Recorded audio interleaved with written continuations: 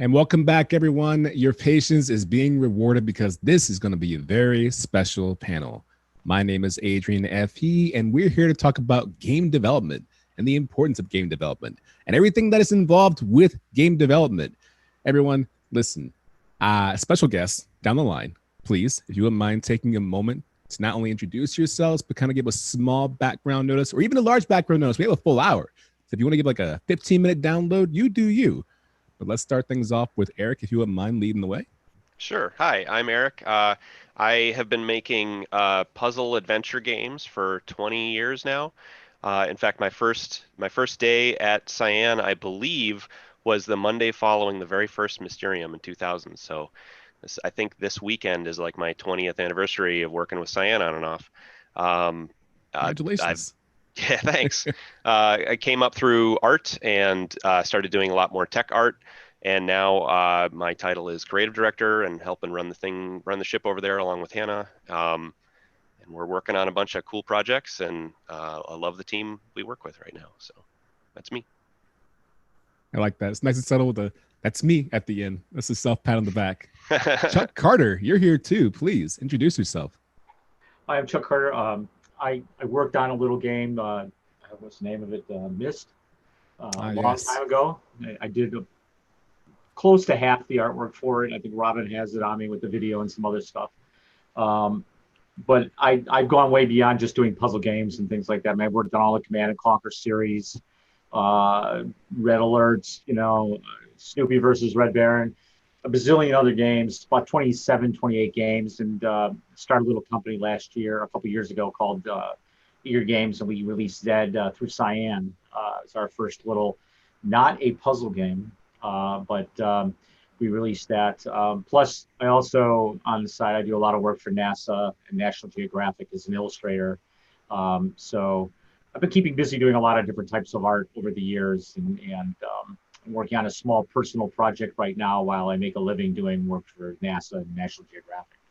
So I can say a little bit about things if everybody's ever interested, but it's interesting. Life is interesting, especially right now, considering I'm working out of an attic, which is better than the dining room I was in just a month ago. So I like that in the game of 7 Degrees of Kevin Bacon, we can take you going from National Geographic to Snoopy and the Red Baron. That's a great connecting piece right there. Oh, what is this? Charlie Brown here, all bobbing away. My little hero. Yep. I like it. Thank you very much. Karl Johnson, talk to us. Oh, I will. No, I'm Karl. I've been working at Cyan since about 2003, tail end of it. Started in QA with Uru and worked on, testing. And now I am the senior software engineer. So, I've been working on pretty much every title since 2003.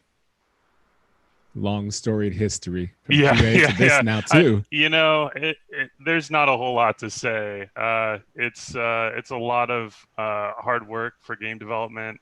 Any of the games that you've seen since then, there's been plenty of blood, sweat, and tears. So I'll let them speak for themselves. Excellent. Wait, you mean the blood, sweat, and tears, or the stories? The games. Okay, just want to clarify. There's not a whole lot. I really, I guess if I want to add anything like personal to it, I really don't know what I'd be doing if it weren't game development. I think it pushed me into an engineering role. It pushed me to be better at software. I'm driven by it, and that's what I've been doing. And hopefully we get some questions that I can shed some light on. And excellent. Thank you. Hannah, please. Welcome. Hello. Thanks, Adrian. My name is Hannah Gamiel. I've worked in the games industry nowhere near as long as those few guys have. But I've been doing game stuff for, I guess, like 7 or 8 years now. When I started at Cyan, I just started in QA, kind of like Karl, moved up to an engineering role. Then I left and worked for companies like Tekla and Phenomena on games like Braid that was just announced yesterday, and a little bit of The Witness too. And now I'm back, and working on more games for Cyan, which is pretty cool as the development director. So yeah, I'm really excited to talk about game dev stuff today. And make no mistake, 8 years is a very, very long and large footprint. So congratulations. And we also have Stephan Martiniere. Welcome, sir. Thank you. Well, me, it's not 8; it's more like 35. so it's quite a long journey. I'm a concept artist. Started as illustrator, became an animation director. I'm also, art director, creative director. I now own my company called Green Monkey Design. And I've been working in the entertainment industry, like I said, for the last 35 years, from animations to film, TV, theme park designs, doing a lot of book covers for science fiction, fantasy, novels, and games, which was one of the last avenue I got really interested in, that worked on for, maybe 15, 16 years in the game industry. Cyan being the first one on Uru and Ms. 5, and that led to me working on games like Stranglehold and then Rage after that, and continuing on working for films, ever since. Films like Star Wars and Guardians of the Galaxy, The Avengers, Total Recalls, it's like, you name it. I mean, it's a long career, and it'll take more than 5 minutes, but just the gist of it. So, yes, and we can certainly, a pleasure to talk about game development and what it means to do it, from a visual standpoint. Excellent. And it doesn't matter when you arrive to the party, as long as you enjoy yourself when you're there, which it sounds like you are. So thank you. Ryan, we didn't forget about you. Hi, Ryan Warzecha. Started in the fan base back early Cyan chat back in the early days, right when Riven was released and stuff like that. And then 2013 or 2003 came along, and I ended up getting hired by Cyan for community management, and so I started there, community manager for Uru, and then kind of moved up in things. The Cyan has had its histories of up and downs. 2008 we all got laid off, or most of us got laid off, and so did some other weird things that weren't games related for a while. And then back in 2014 we started working, getting the band back together, and did the Abduction Kickstarter, and then I've been back here since then. I'm the head of development relations for Cyan Ventures, and then also working with Eric as a line producer on some stuff that he's doing. So, yeah. Excellent. I like that. The ups and downs will come and go, the ebbs and flows, but the important things, the fans never left. They're always there, obviously, year after year with Mysterium and online right now. And I want to touch base on that. All of you who are watching right now on your various platforms, we're collecting your questions. We will be Q&A throughout this entire development panel. So we'll have your questions pooled right there. Don't worry, it might take 10 and 15, 20 minutes, but the questions are there. We see them and we will get to them to reward you for being a fan this entire time. I mean, that's the reason the Kickstarter made its goal. So you love the game, you love the game series. That's why we're all here. Let's start bare bones, if all of you don't mind. And you can take a shot at this and move on to the next question if you like, which is, when one gets started in game development, it's kind of hard, I think, for any pathway or medium to have a direct blueprint to get to anywhere, saying, oh, if you do this and you do this, you'll land in a game dev role. It's easy. And many of you said, hey, I started Q&A, and the next thing you know, ta-da, engineering, right? But it doesn't work that way for everybody. So no matter what role you're in, what would you say is the most important thing to do to put yourself in a position to be involved in game development? I'll actually talk from my experience. Sure. This is getting this job, even in QA, seems like a bit of luck, a bit of who you know, and being able to convey that to your potential employer, that you're like excited about working on games, that you're interested, that you'll do pretty much anything to do it. And from there, I only have experience at Cyan, so this is where it gets a little different. They just gave me an opportunity to make stuff, contribute in other ways. I know other people, Ryan, Hannah, those opportunities opened up, and you took advantage of that. I did too. And that's kind of how I made my way. There are much simpler paths than,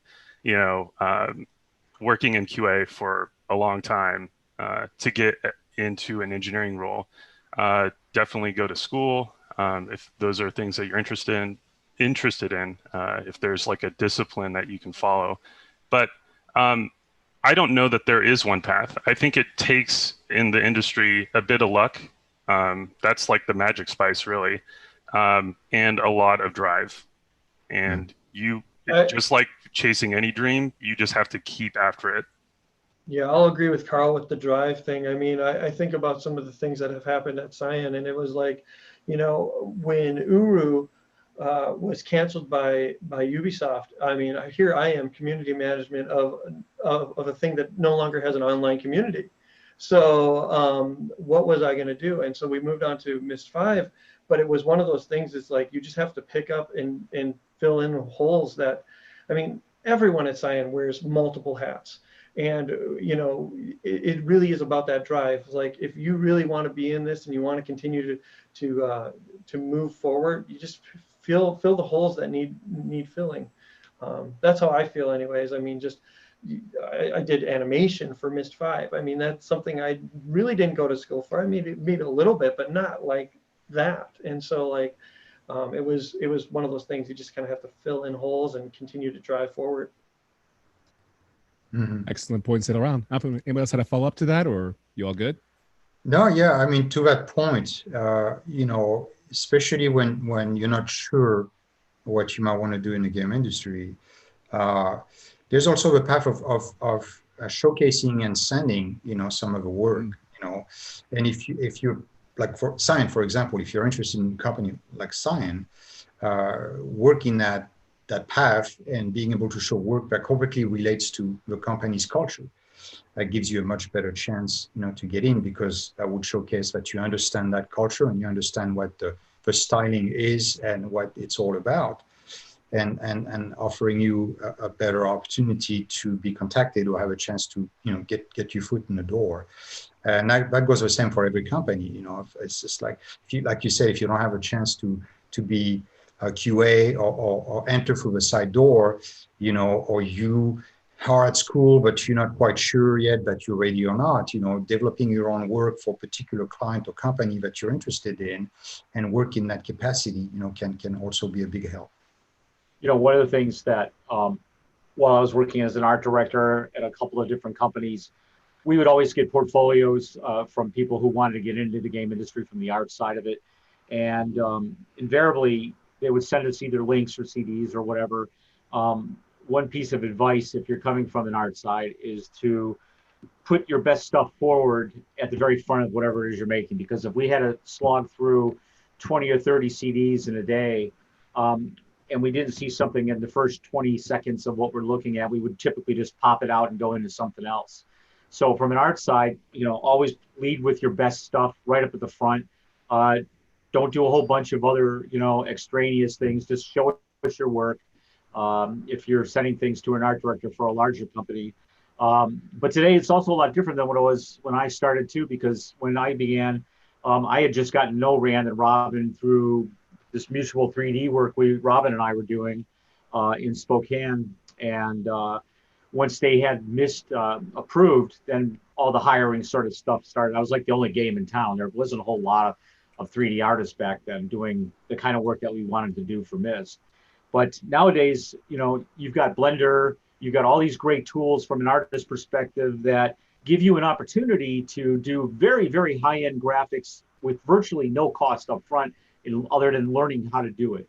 And then by putting together all these a portfolio of work you've done, putting it up online, there's all kinds of resources for that. But, the opportunities to rise above everybody else really depend on the person. And while it helps to know somebody, good work typically will speak for itself. Mm-hmm. And just going and doing the research about whatever company you're going after to find out the types of work that they do, and then kind of gearing your portfolio to that. If you're doing puzzle games like Cyan, send off some really beautiful rendered images. And even better yet, go into Unreal, which again is another free resource, and build a couple small little, corners of a world or something, and send videos of that just to give people an idea of what you're capable of. There's 100 different ways to get in the industry, but in order to really get into the industry, you've got to, from an art point, you've got to show that you can do the art. You've got to show that you have that talent, and knowing the engine and everything else really comes in handy these days. So it's a lot different world than it was when a lot of us got into this industry. It's nowhere near what it used to be. Yeah, I would echo like basically everything everybody else has already said. And I would also emphasize, like, don't be afraid to sell yourself too. Like, go to industry events. Obviously, that's not great advice now because we can't really go to industry events now. But when they come back to life, definitely go, meet developers, like show people you're someone who can effectively communicate with other people and really be able to like show off your skills that way too, because it's going to be difficult to work with someone who can't effectively communicate. And if you're putting yourself out there, that's already a great sign for sure. Yeah, and I think Eric can feedback too. And I think Eric can kind of say a little bit here. I mean, we talked, if you look at the abduction hiring, and then even just recently, we just hired Robert. Well, we gathered a lot of people from the community. I mean, Eric. Yeah, I would actually, I agree with everything everybody said. I would actually tie a couple thoughts together that seem like they're saying different things, but they're actually the same thing, which is Ryan and Karl talked about wearing multiple hats. They talked about being willing to fill gaps where they get identified. That's huge. That's not just like, hey, that's good for an intern. That's good for somebody who's been doing this for decades. Like, you need people who are willing to look at the broken puzzle and go, oh, craps, nobody's paying attention to this corner over here. I'm going to go rearrange these pieces and try and solve this part of the equation. So the best people you can find are people who are willing to survey the landscape and try and identify problems and be the solution rather than just the somebody pointing out more problems, right? And then the communication side of it is huge.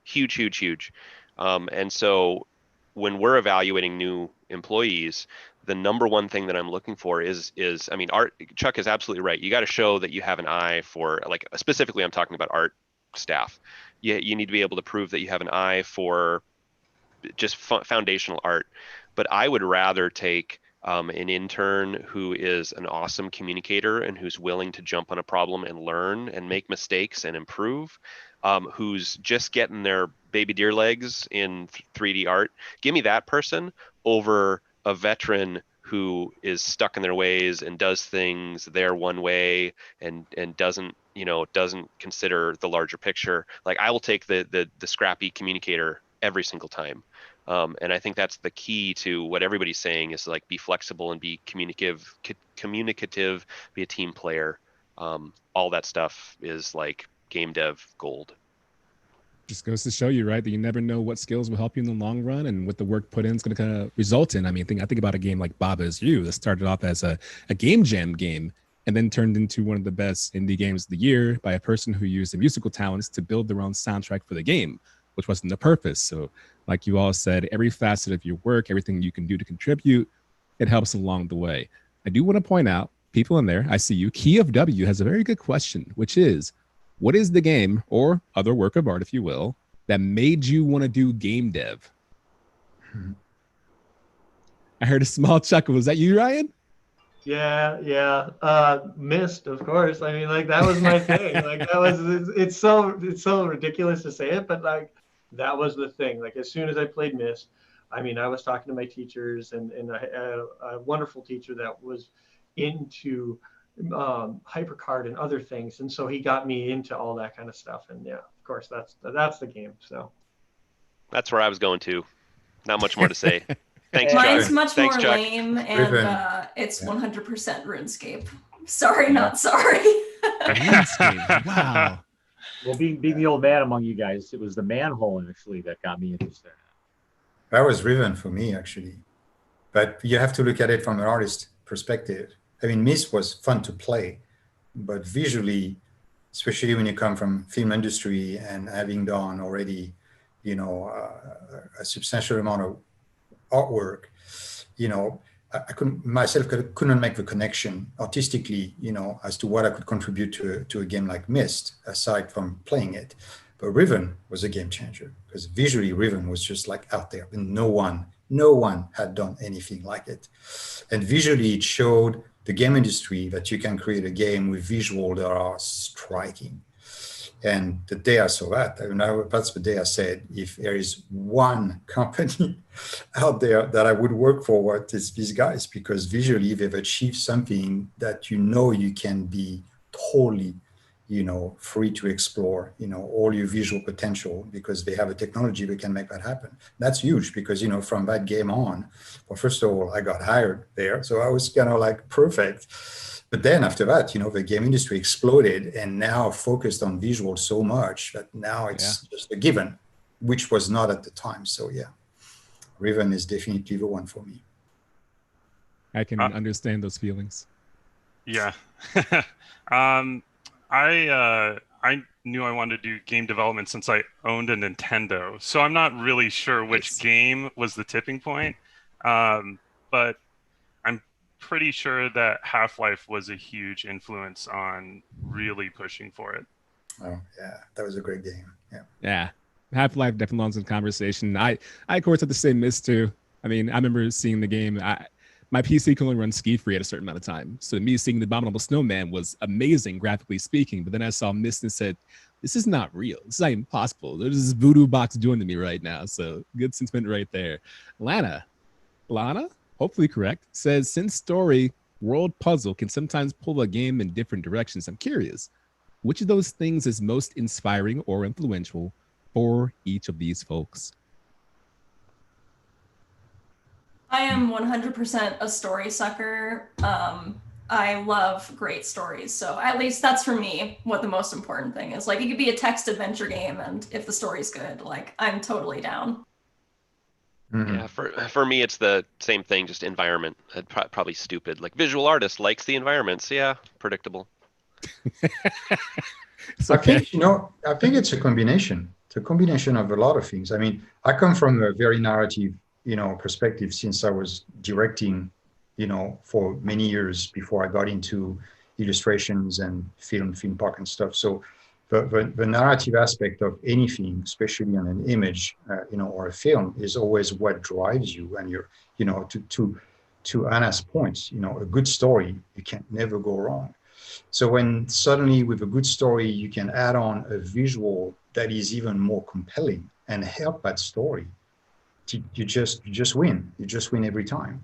So now you add on all these good components that can complement themselves to create, an experience at the end that is just more than the parts, that made it. Yeah, it's an important thing. I feel like even when games first started off, you didn't have a lot of background to go on with the story. You had to kind of make your own story as you go along. To give you a tidbit of person's doing A and B and C in this world, good luck. And along the way, you kind of create your own narrative. And I think when you were young gamers, a lot of times, I imagine you kind of started your own story building, your own world building. The game didn't give you enough information. Maybe you created your own information from playing a game. Did that ever happen to you when you were playing a game and you thought, this background's not deep enough? I'm gonna give this person a real background as to why they're doing this. I actually think I started like projecting what the story was more often than developing or like intentionally developing what was kind of left out for me. But I have to say, everyone commenting on narrative and storytelling, and granted, that can come through environment, it can come through dialogue, that can come through even just gameplay. I 100% agree. That is the meat and potatoes I'm looking for. Hey, we have one right here from Samuel Archer, who says, regarding indie game developer, how does one know when they've finished? Does one always never actually get over the feeling of just one more feature and it'll be perfect? Deadlines being what they are. I understand this is probably a very detailed question. Yeah, when you're a perfectionist, that's even worse. Small teams tend to, you want it to be the next big thing, and the problem is that you just don't know when to stop. And I think it's always good to have an outside view that looks at it and says, yeah, okay, that's enough, move on to the next thing. But you can get really wrapped up in what you're building, and that could also be very detrimental to the project as well, because sometimes you just don't know exactly, how much when enough is enough. and that's a problem I think a lot of developers face. I know we did, and on Myst, I think we faced it too when we were doing it then, and a lot of other games I've worked on, the same thing I've heard. But always had a good art director or producer would always sort of put the kibosh on going too far usually.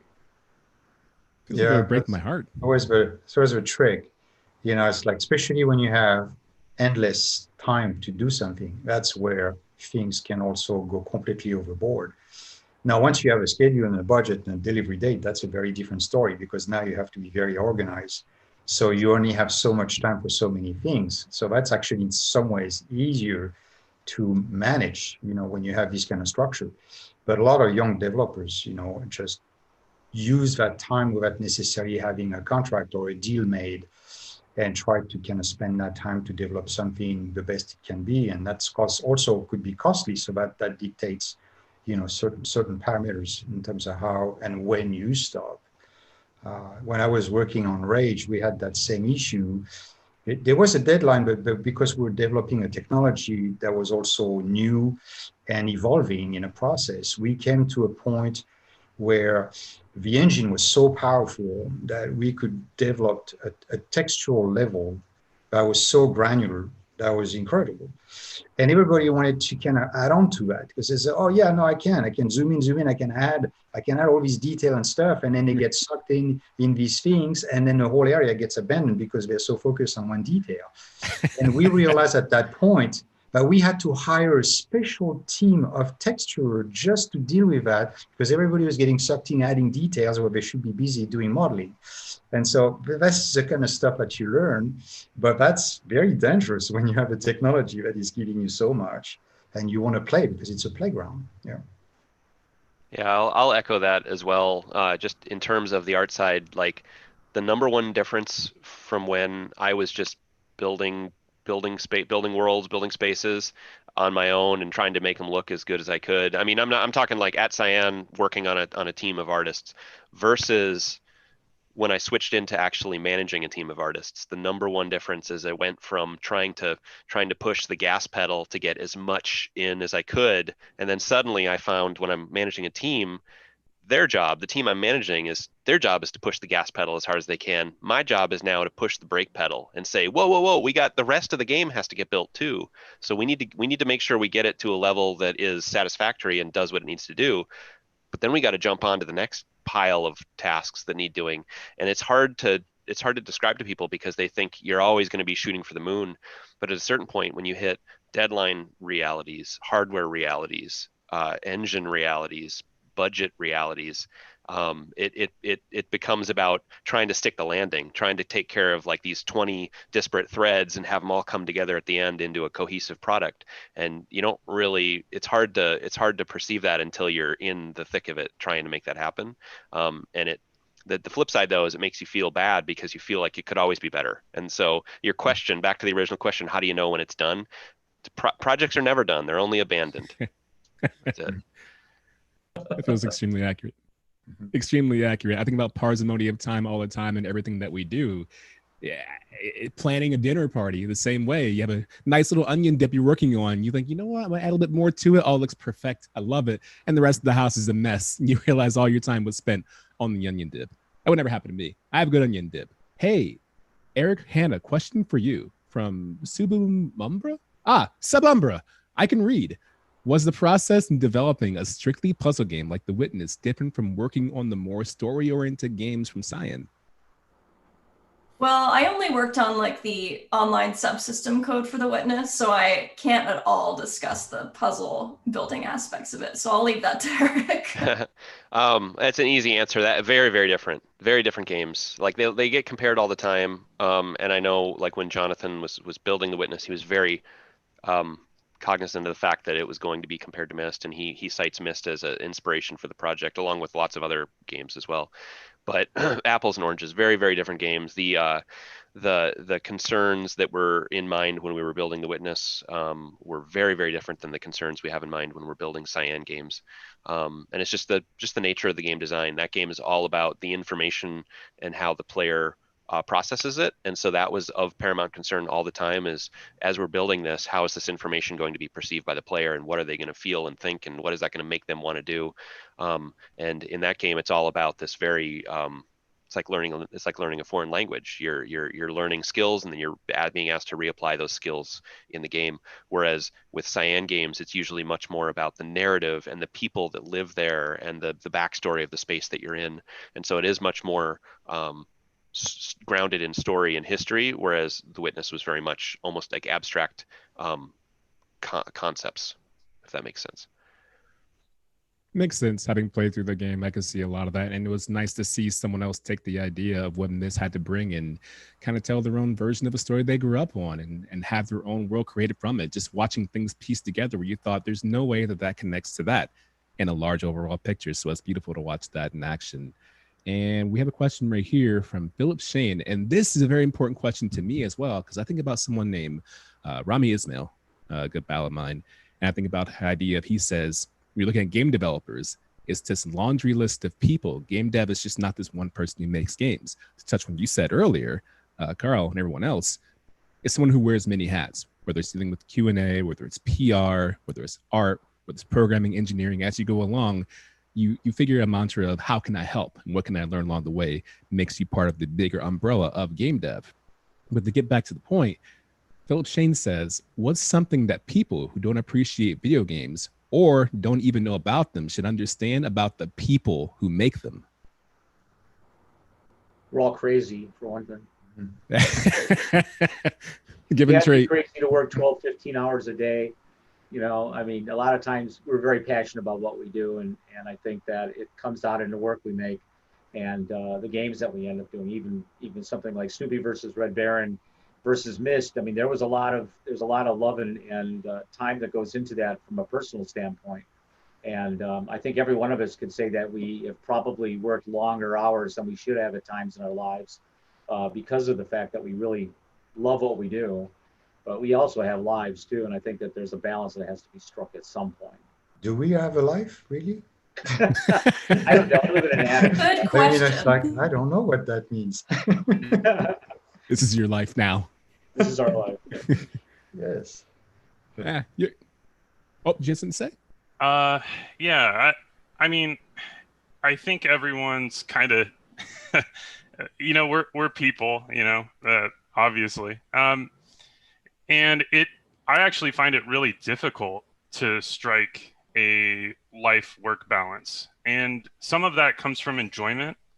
Some comes from, I'm always learning on this job, right? Like if I was going to spend an afternoon on a YouTube thread, where you research something and you keep going down that rabbit hole.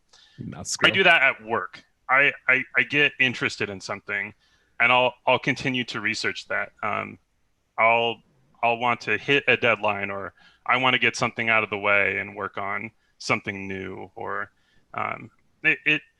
it's an interesting thing for me, and I know I have to be very aware of the other people in my life too, and try and reel some of that work back, actually. I feel like the YouTube. Oh, go ahead. I'm sorry. Oh, sorry. Go ahead, Adrian. Oh, it was not important. I was going to mention that the YouTube rabbit hole is dangerous for everyone, so I understand that.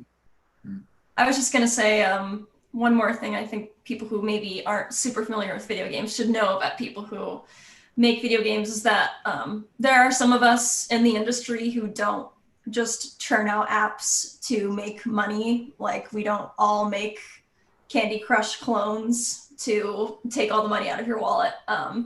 Some of us do love to see the emotional impact it makes on people, and that's really our main driver. And I would agree with Karl too. My main driver personally is learning something new almost every day. But really nothing compares to the faces of people when they play your game for the first time and they're just in awe and really emotionally affected. That is something truly special that I hope people can recognize and appreciate about video games in general. I'm actually really happy you mentioned that too. As someone who does Twitch streaming and has done so for the past 5 years, one things that I've learned and I've noticed from my own stream or looking at other streams is that oftentimes you will find someone in the development area lurking in your stream who speaks up and says, "Thank you for playing this." Generally, when you have a reaction to a game, as you're experiencing it, you tend to speak out loud about the things that you see, emotional impact, things that you notice weren't possible. And I think as developers, I'm sure you love to see that your game being played in a different light and saying, "That's a good way you noticed that. I never picked up on that." Or seeing the way someone tackles a problem and finding different ways to solve a puzzle where you thought there was only this narrow pathway of only two choices completely. And it has to feel really good to see that in action, right? You know, one thing that it's kind of strange to me, having worked on Myst, I think the biggest thing that has come out of that through the years is all the people that have come up to me and said that that game changed their lives in some strange way. You know, it made them want to become artists, or it made them want to do games, or it made them want to get into filmmaking, or, I mean, there are 100 different things that people have come up to me through the last, 28 years since the game came out, 27 years, I don't know how many years, I lose track. But the thing is that is something that you can't help but feel like proud of the fact that, you know, that you had some sort of effect on people's lives, you know, as an individual working on a project that at the time you had no clue it was going to do anything. You know, but Rand knew it was going to do something, I'll tell you that. But everybody else, as far as, you know, their reaction to the game is pretty amazing to be able to witness that through the years. And still to this day, I have people saying they played it with their grandmother or played it with their grandfather, or that, you know, people come up to you these many years later and say that game had an effect on them in some way, a good memory, something that lingered through the years. And that's, I've worked on 28 games, and that's the only game that I've ever heard that from. So that's a pretty nice thing to be able, a nice feeling, to be able to come away with that. I feel like this is a frequent channel in the game of, have you ever played that game before? Which is a common conversation amongst people was, you guys remember Myst? And you have a slew of people, no matter how old they are or how young they are, they go, "I've heard of that game," or "I've played it." And for me, it's never an experience of, you know, it was all right. I never hear that. It was always, "Yeah, I remember this, and it was life-changing. What choice did you make?" That's the power of Myst. And we have Johnny One Lung right here with a puzzle question saying, with puzzles being slow and purposeful, how do you approach the challenge of creating different emotions or feelings without creating a ludonarrative dissonance? Just looked up ludonarrative dissonance. What happens when the narrative story of a game conflicts with the mechanics stuff the player does?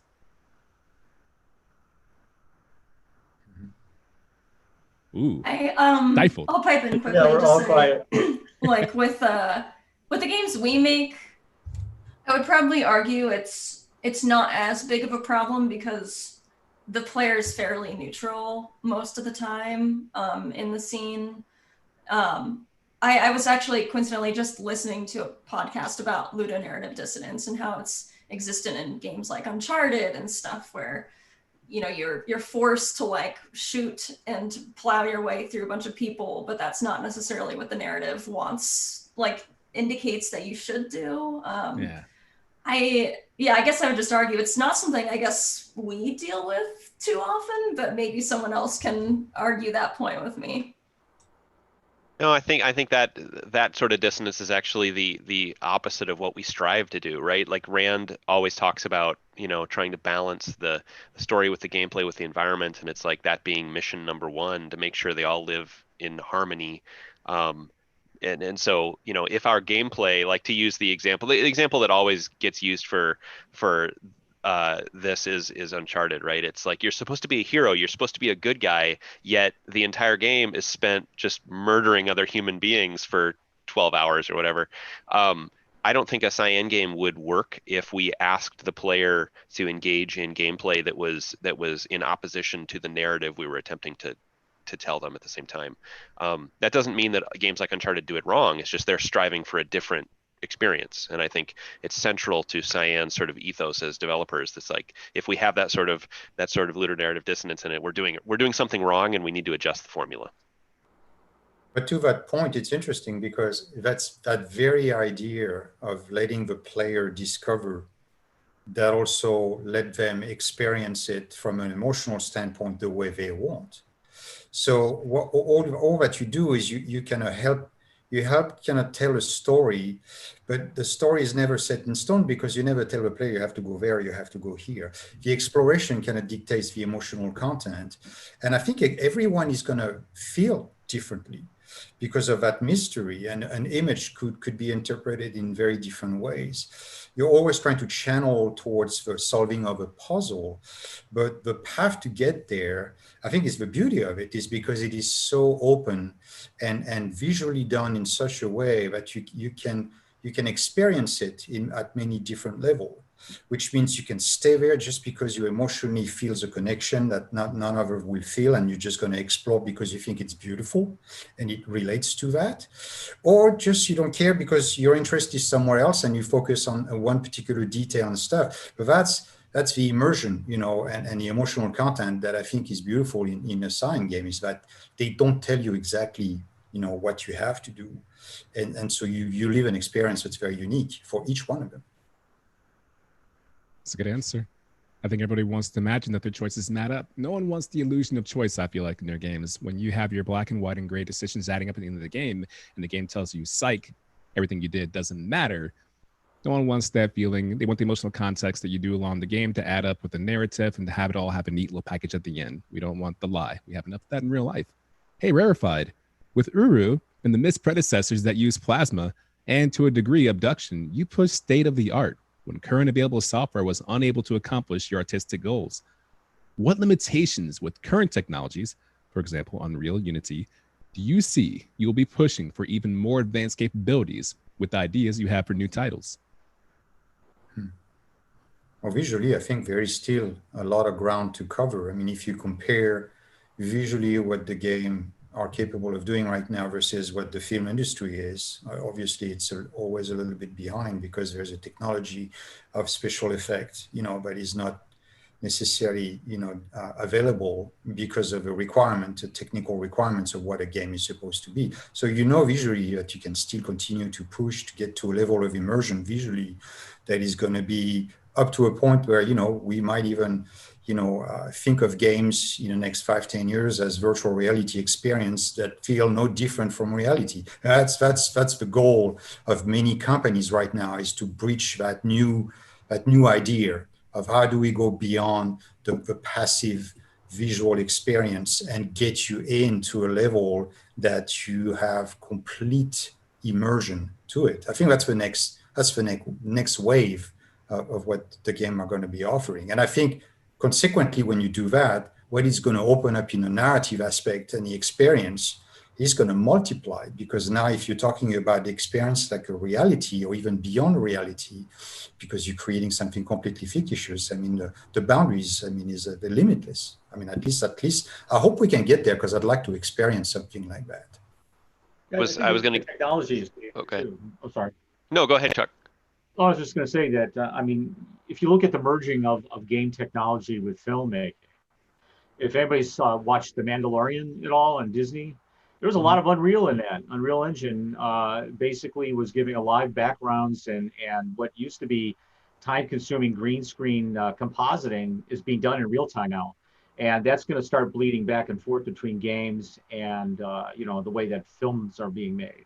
So it's an interesting time to be around technologically, because advances in video card technology, as well as just the engines themselves, and the way that people are getting creative and how they use it all together. It's an interesting time, and I think it gives us as developers opportunities to do things that we really couldn't even have dreamed of just 5 years ago. So it's interesting to watch all this stuff develop through the years. Yeah, I was gonna add on, Adrian. Your question was specifically about the limitations or the cutting edge side of that, and it's like I kind of feel like we're in this sort of amazing time where video games and film are becoming indistinguishable. Like if anybody saw the Unreal 5 video that they put out a few weeks ago, that's coming out next year. It's photorealistic and it's ridiculous levels of detail and all that. It's a fantastic time, but there's a lag happening, which is it's what Stephan was talking about. The goal is to make perfect visual quality virtual reality experiences so you can actually be in the spaces. The problem is a lot of the platforms that that are being used to drive those experiences aren't as powerful, or rather, I should say, the requirements to get to a minimum level of like believability in terms of frame rate and what you can do, the hardware just isn't there yet. And so I think people right now, the limit is trying to push the technology to a point on those VR platforms where they look really nice, but it's going to be a little while before we get to the point where you're playing, Unreal 5 level graphics in VR. But I don't think it's that far away. I think it's just a few years away. And so right now the pain point seems to be trying to get as much as we can out of those, limited toolbox of VR, the limited hardware. But I give it 10 years and I think it's going to be a whole different ballgame. I agree with you. We've gone from Lawnmower Man to Demolition Man to where we are now. And the idea of VR at one point for me was almost laughable in my lifetime. And now I see it growing more and more every day. Technology changes. Computers used to be housed in entire buildings for one process to take place. Now we have them in the palm of our hands. So VR, every day we're one step closer to the uncanny valley. So TikTok, we're getting there. We also have a question here from Catherwood. Do the panelists all imagine them doing this line of work forever? Do they have other career interests or desire to move to a parallel job in the industry? Great question. Introspective. A lot of chin rubbing now too. Yeah. I'll go. I mean, we all have our hobbies. We all have other things that we like to do. But I mean, I love this industry. I love where I work. I don't want to leave. I mean, as long as there is a job there, let's continue to make games, right? Make cool things. So Ryan and I are gonna go start a tiki bar business. It's gonna be great. Yeah, that's the answer he wanted to give. Yeah, that's our retirement plan, Eric. Okay, just after, yeah, exactly. And personal projects, I think. Yeah. We're at a point right now where we can do pretty much, the wearing of hats, being able to do a little bit of everything, and with the engine technology being what it is, doing a small personal project is so much easier than it was been imagined, just a couple of years ago. So that's where my future's going. Still doing everything I'm doing. I don't see stopping. Now I'm getting close to 70 years old now, so thinking about this stuff as continuing it on. Why not? I can't see stopping it personally. I think it's the creative process that kind of drives us. At least it drives me. Whether it's for games, film, theme parks, things I've done already, or whether it's kind of new avenues like exploring new takes on arts and creative stuff. I think as long as I can express myself in a creative way, I think I'll be happy, and I think I'll keep on doing it as long as I can fulfill myself and discover something different that keeps me going, learning and stuff like that, and if, everything fails, I'll go fish, that's all In VR, no less. I feel like I would imagine that most of you, maybe even with the idea we had earlier, the conversation we had about a project being done, or at least it has to be done for now. I remember interviewing Yoshinori Kitase for Final Fantasy VII, and the whole idea behind Remake was the idea of, yeah, you made it in 1997, but with limitations of everything happening, it wasn't complete. What was possible was completed. But even though he had other hobbies at the time, his main hobby was, I want to go back also and finish my unfinished projects, which was one that was thought to be complete. So I would even wonder with all of you, when it's 10 years from now and you're moving on, you have other hobbies and you're still working in the industry, would you go back and find yourself looking at Myst or The Witness and say to yourself, you know what? I think I want to revisit that because there's something that hasn't been said yet or done yet that needs to be said or done in this game. Well, if you go back like this, you could be on a loop for a long time. Yes. I mean, I remember when I first started and I wanted to become a comic book artist, and I was not a professional at that level yet. In order to break in that industry, you had to produce 6 pages as a sample to interest, a publisher. And I started doing my comic book pages, and then 1, 2, 3, and I get to 6. And I'm looking at page 1. I says, oh, page 1 sucks. I mean, I'm on page 6 because I'm already better on page 6. So I'm gonna redo page 1. But then you redo page 1, you have to redo page 2. Then you redo another set of 6. And then the whole thing is endless. So at some point you have to let go. Because if you don't, you never finish anything. So I think it's kind of a lesson in life, that you have to know that, it's never going to be perfect.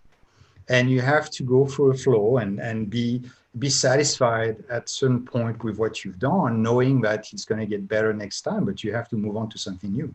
Otherwise, it's like it never ends. Parallel jobs. Right. Yeah, I agree. It's moving on to something new. That's human nature, and going back and revisiting something over and over again. There are advantages to knowing what you could have done better, but at some point, I think you just have to kind of like say, okay, let's do something different, do something new, and stick with that. I'm actually happy, but let's go ahead. No, I was just saying we see both sides of that. When we did Abduction, we had a lot of people saying like, why is this thing? Why are you not doing another Myst game? Do a Myst sequel. And it's like, well, we actually were going to in the beginning, and then if anyone's heard the backstory there, it's like we very consciously made a decision to do something new because we didn't want to be handcuffed by the same rules and the same limitations. And even to this day, we feel it. We have this amazing fan base who wants more of the Myst world that they love. I mean, this entire convention is all about Myst, right? And we hear that and we understand it, and at the same time, we also want to explore new areas. And so, why not both? There's an interesting segue possible right here, I think, from Hollister. This is kind of touched on earlier, as they say. I know this was touched on earlier, but for those of you who would consider yourself perfectionists, what would be your advice on how to allow yourself to release a product or art you may not be 1000% happy with? I know earlier, Chuck, you mentioned that it's nice to have an art director or someone like that who says, all right, this is done, you move on, or someone from the outside who tells you, hey, buddy, stop and do the next project. But is there concrete advice that you can really give yourself to say, I have to be content with this product? Personally, it's just a matter of, you have to move on. If you want to finish anything, you can't spend, as everybody else has said already, you can't keep spinning your wheels over and over again on trying to improve a small area when you've got the rest of the game to do. So there is that bit of discipline that everybody has to essentially develop that says, okay, this is as good as I can get this, but I've got this huge list of other things that need to get done. And if I have time later on, maybe I'll revisit it. But it really has to do with this self-discipline more than anything else. To that point, actually, that's very interesting, because that very process of wanting to do, in some ways, it's almost like, I would say, start a project, but then if you have another idea, start it also as well, because that other ideas might just put the first one on hold, and maybe at some point later on, you might decide, well, it was good enough, and now the new one is better. And then so maybe starting several projects that keeps you going in different direction might be a good proposition, as opposed to try to kind of make one so perfect that you're only concentrating on this one for so long. I think it's an idea. Yeah, I think it's important to have a really good team around you, honestly, because I know that there's a certain people, even at Cyan, that like they hate everything. I mean, everything they create, they just hate it. And it's like, then you have your employees coming in, your coworkers saying, no, this looks amazing, this is awesome, this is great. Of course, artists are going to see their flaws, or I don't know if that works for the programming team or whatever, but there's definitely flaws that they're going to see, but you have to trust your team's opinion of it and just kind of go forward with it too. I saw Karl and Hannah both laughing as soon as you said and pointed that out. I'm laughing because I know Ryan's talking about Eric, because Eric is always pooping on his own work. I gotta go, you guys. I got a thing I gotta go to. He is hyper self-critical. But I think even on the engineering side, we all feel like there could be more. And like Stephan said, and you just got to move on at some point. But I like to keep a bag of ideas around that maybe we can deploy on the next thing. It helps, but I honestly don't have a great like method of easing the pain of releasing something that you knew you could have had X, Y, or Z on. I think you just learn to deal with that and cope, and you figure out, is there ways to engage with those ideas you had, or those things that didn't make it in later on. So the hope of that helps.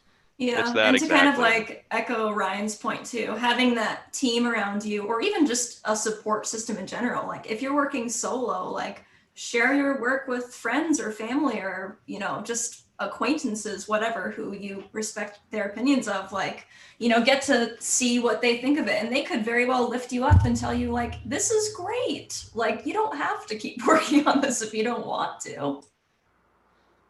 Yeah, I find it far easier to look back on stuff when you've had some time and appreciate it for what it is. Like, I look back at a production and I think, man, I'm really proud of what we did on that. Considering the time it took and the effort it took, I'm really, really proud of the work we did. Now, I would not have given you that answer the day it shipped, because at that time it was like, oh man, I want to fix X, Y, and Z and all this stuff. And time, man, that's all it takes. Just give it some time. You'll learn to love the stuff that you have to ship. Yeah, well, I look back at Myst and I cringe, you know. So. I mean, we were kind of making up it as we went along, and honestly, I looked, you know, but we didn't know exactly what we were doing most of the time. Came out good, but you know, you look back as you evolve as an artist or a developer or a programmer, you can always look back at your stuff and think of how I would have done it differently. But you know, you should look at the bigger picture and you just say, you know, it was what it was, and it came out pretty good. Yeah, and for all those kids that come up to you and tell you that they played Myst with their dad and it changed their lives, they don't give two craps that you're not happy with it. Not a bit. Yep. Yep. Everything that you noticed, they never noticed in the first place. No, and I like the advice you gave. Yeah. We're all hypercritical of our own work, I think. Everybody is. So I like the advice you gave as well, Karl and Eric, about the idea of giving yourself some time too. Even with my own hosting stuff, I'll look back and watch hosting videos, and I can't do it right away. I'll wait a couple of weeks and go back and take a deep breath, and you catch everything, the way you move your mouth, the way you move in general, the things that you say, but giving yourself time to just enjoy the moment, go back and look at your work and realize maybe page 1 through 6 doesn't suck. Maybe it was just page 1 that kind of sucked the entire time. Stedmister, with the advancement of technology, do you see jobs being done more remotely? Well, I mean, we're entirely remote right now. So yeah, I would actually argue many companies probably are fully functionally able to go entirely remote. It's just the company's decision to not to. Like with Cyan, we weren't fully remote because we just liked being in an office together, and you know, we love having conversations in person together. We are fully functioning remote, and I think many other companies could do the same thing. It's just a choice at this point.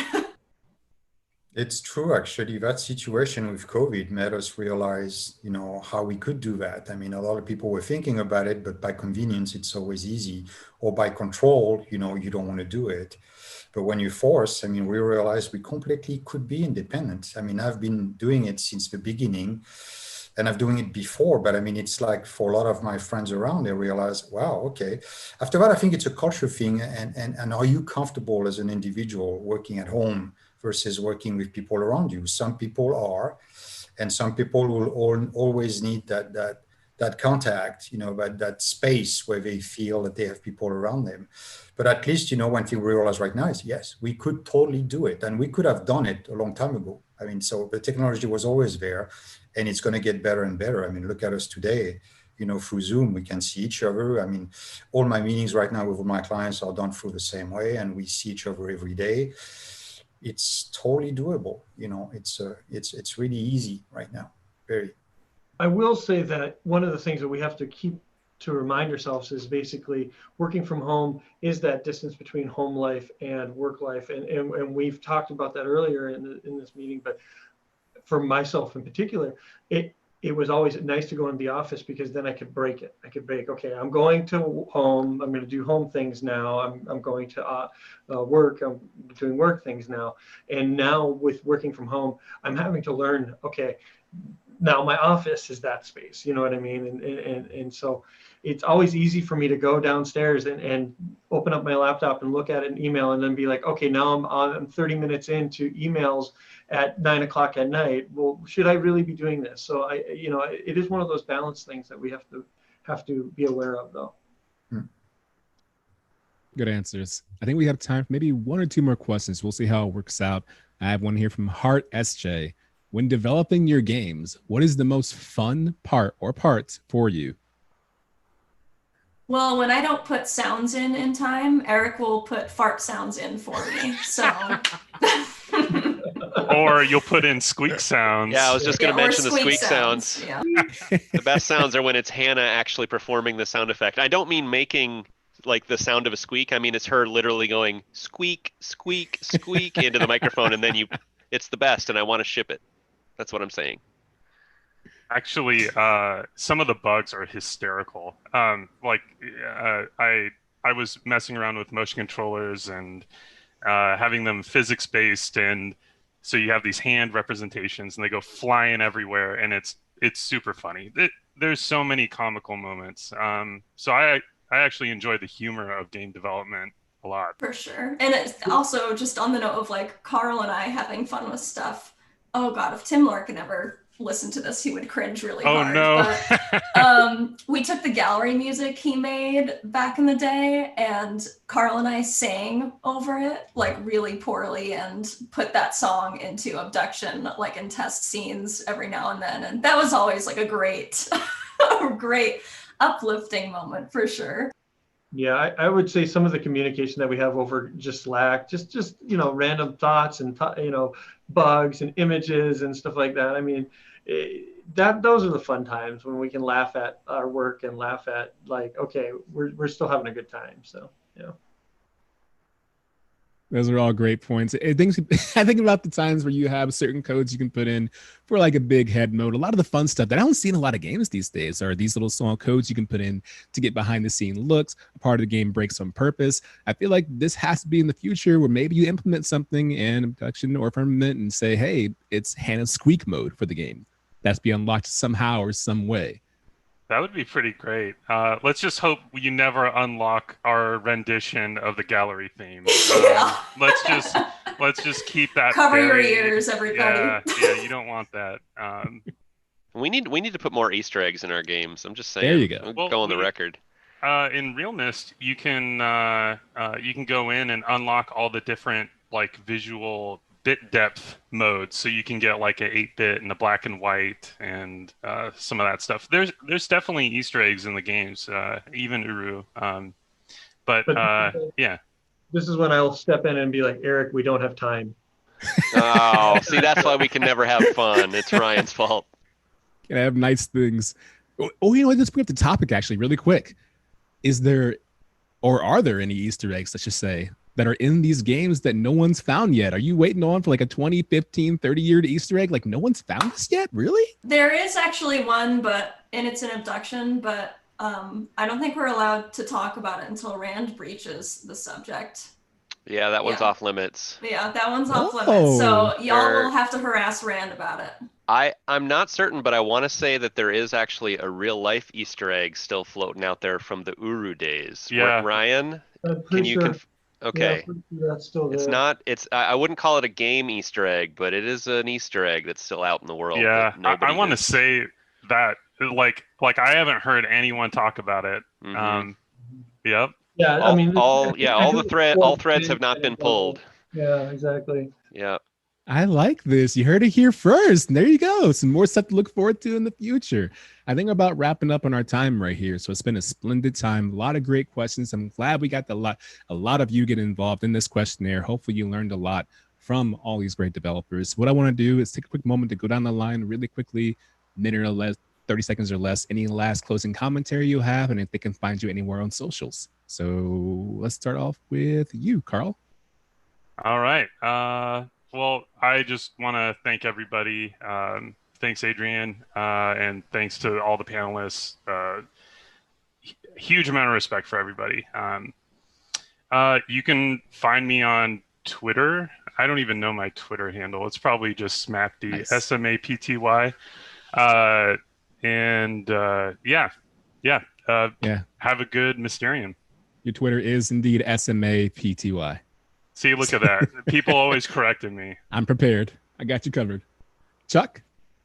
It's been fun being a part of this. You can find me on Twitter at Chuck Carter Art. Just be prepared. I'm fairly political.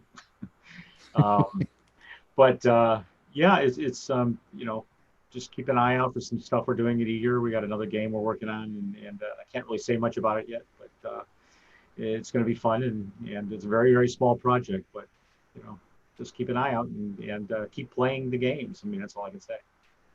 Perfect. Thank you. Eric?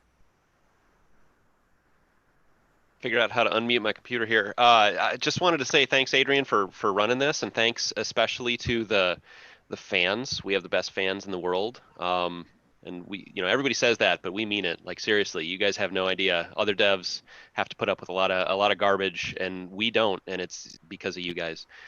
Really, really, really appreciate it. If you want to follow me online, Twitter's probably the best place. It's my Twitter handle is EAA spelled out, so E, then the word double, and an A at the end. Otherwise, just thank you so much, and keep tuned to what we got cooking. I think in the next couple months, we should have some big stuff to show you, and hopefully you guys will be there to celebrate with us. Thanks. Thank you for that. Hannah? Yeah, just for the sake of time, we'll say Mysterium's nothing without the fans. Thank you so much. Cyan's nothing without its fans. Again, my Twitter handle's Hannah Gamiel. Pretty straightforward. Thank you very much. Stephan? Yeah, thanks for the panel. I mean, it was great. I haven't done that for a long time, so it was really nice to catch up, with all of you guys. Thanks for putting that together. And yes, thanks the fan. I mean, nothing without them. As for me, best way to reach me is through my email. If you go through my website, type my name, you'll find me. Reach me email is always easier. It's like I'm always on that. And aside from that, it's like follow me there and see what I've been doing and what I'll be doing in the next few months, few years, and keep in touch. Thanks. Thank you. Ryan, greydragon. Yeah, thank you, Adrian, for doing this. Thank you, the Mysterium committee, for hosting Mysterium in first place. And thank you, fans. You guys are always the greatest. You can always find me on Twitter, Ryan Warzecha.